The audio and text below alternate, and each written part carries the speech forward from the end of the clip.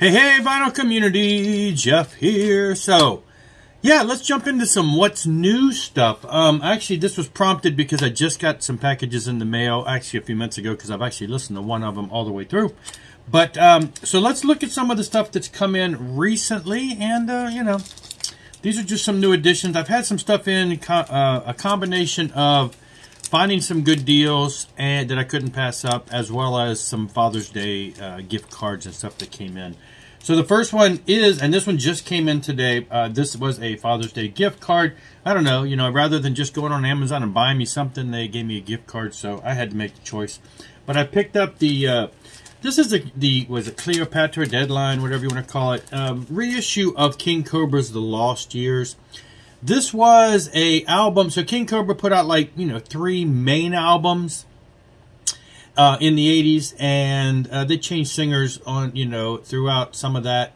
And then basically they started going through, you know, different musicians and things along that line in the background, and they recorded some stuff that never saw the light of day. And then in like 1999, this Lost Years album was released.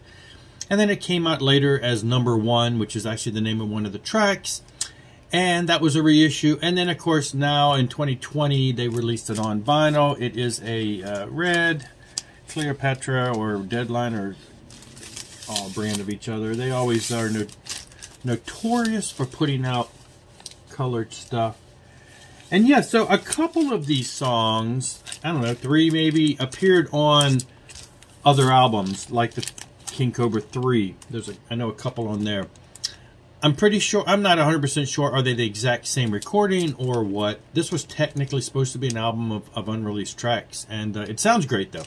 It's like having a 4th King Cobra album. It's got different personnel, different singers on some of the songs, but it is just a great album, and I've had it on my wish list for Amazon for quite a while, hoping it would drop in price, but it has maintained the same price for years. I mean, it came out in 2020, and so I thought, you know, it's not going to last forever. I better grab it. So I grabbed that with my gift card. Now, again, this just came in. I've seen other people showing it. I don't know. I guess it got to them earlier. There was a box set edition that was a like a deluxe box set. I think that's the one that most people have been showing. I got the regular edition. I thought maybe I wouldn't get this because I ordered this and the follow-up album, which is coming out later at the same time. I ordered them at the same time. I thought they were probably holding this one up until the other one came out, but they were nice, and they shipped this, and that's Slaughter's Fear No Evil. This is the first time on vinyl. That's upside down there. First time on vinyl, double LP, 45 RPM gatefold. So, yeah, this is the Kiss My Wax release. It is on a beautiful red and black marble. Kind of not as much marble. You can. The other one, which I have over there, was a little more. Anyway, it is a beautiful release. Sound quality sounds really great. There was a little tad bit of surface noise. The gatefold, 2 record set. But nothing really to, you know, when I first put the meter down, there was, you know, a little bit, but then it pretty much went away. I don't know. It's not anything to write home about as far as being bad. It sounds superb. Cranking it up, and it sounds great. So like I said, they did a second for the next album. I mean, not the next album, but for the Wildlife. The second album is also coming, I guess, at a later date. I had ordered both of them together, and they sent this one ahead of time. So I guess they were releasing them in a slightly different order. And I got, you know, Stick It To You a while back. That was reissued by another, Friday Night Music or whatever, that other label. So anyway, this was not one of the new Walmart releases that everybody's talking about. This is the original, I guess, reissue, 2014 Metallica's Death Magnetic. I stumbled across this while looking, thought there was something else. I ordered something else with this that hasn't come in yet.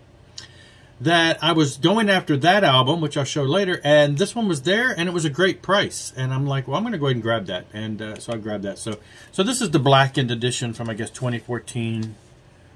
It says 2009, but it's just on black. So I wanted to get that, and I mean, literally, I had bought this, and then I started seeing all these people showing the Walmart editions, and I'm like, oh, I could have just went to Walmart and got, you know, one of the color ones. But whatever, it was a great price. And this is a similar situation. Somebody posted this on Facebook and said, hey, they've got copies of this over at blah, blah, blah. I forget the name, The Sound of Vinyl or something. So I went over there and I'm like, it seems odd because every time I've seen this album on vinyl, it is expensive. And it was in the $30-something range. And this is Kiss's Millennium Concert, double record set. And so, I mean, you know, it's on black, which I'm assuming is all it has. Polyline sleeves. It's not a gatefold. It's one of those double holders.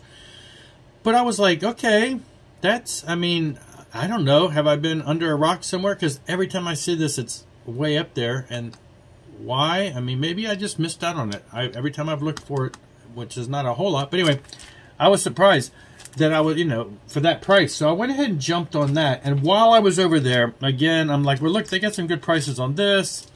And, you know, I can do the whole pay in 4 payment PayPal thingy to split it up a little. So I picked up a couple of the Beatle albums I had. Abbey Road. It's one of the, this is the 2021, apparently they get in there. The 2021 remix, etc., etc. So I went ahead and grabbed that. And I grabbed Let It Be. They had both of these, again, for really good prices. Low 20s, which, you know, I see these all the time for that, in the mid-20s type thing. So I grabbed those two. Nothing fancy there. Just a couple to spruce up the Beatles collection. Now, the other day, after Record Store Day, I went to the other record store in town. I was still looking for that Voivod album that I missed at the one in town. It seems like everybody in town sold that out. Went over there at this other record store. They didn't have it. I'm flipping through some of the newly received used records, and I saw this. And I opened it up, and I'm like, oh my gosh, it looks nearly mint. And that's like the first Accept album. Had a number written on it. You know, people have to do this. Maybe it belonged to a record company or something. I don't know. Doesn't say promo or anything. But the vinyl, when I pulled it out, I'm like, has this ever been played? It was absolutely beautiful. Now, I did, when I looked it up on Discogs, this, I guess, is a repress of it because the original label for Brain label had a different picture. This is the black. So, apparently, maybe the same year, maybe the next year, 1980, I guess. So, it may have been a repress. But anyway, I needed this, and I didn't have it, and they had it there for $7, so I grabbed it. So, that was fun. That was last weekend. So, anyway, that's all for this one, though. Thanks for joining me, though. Fun stuff. I'm going to get back to listen to some of this new stuff that came in today, and I will see you later. Rock on and rock hard.